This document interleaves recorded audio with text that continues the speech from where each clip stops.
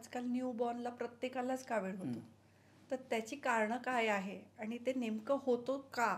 आणि तो पुढे जाऊन असं होऊ शकतो का की नाही झाला, की त्याला काही प्रिव्हेन्शन आहे का?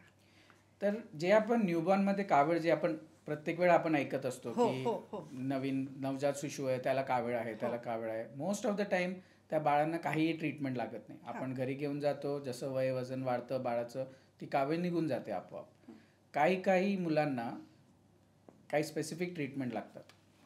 हे जॉन्डिस व्हायचं जे कारण असतं ते बेसिकली आपल्या बॉडी जन्मल्यानंतर आपली लिव्हरचं कावीळ पचवायची जी क्षमता असते ते हळूहळू वाढत असते. आपलं बर्थला जे हिमोग्लोबिन असतं नवजात शिशूंचं ते अराउंड 16 to 18 ग्रॅम्स असतात आणि नॉर्मल लोकांमध्ये अराउंड 12 to 14 असतं. एक्सेस ब्लड ब्रेकडाऊनमुळे हे जॉन्डिस होतात. आणि जसं जसं आपलं बॉडी मॅच्युअर होतात त्याचे समजा मेटाबॉलिझम इम्प्रूव्ह होतं तसं तसं हे कावीळ युजली सेटल डाऊन होतं. मोस्टली जन्मल्यानंतर 2 आठवड्यानंतर ही कावीळ बऱ्यापैकी सेटल होते.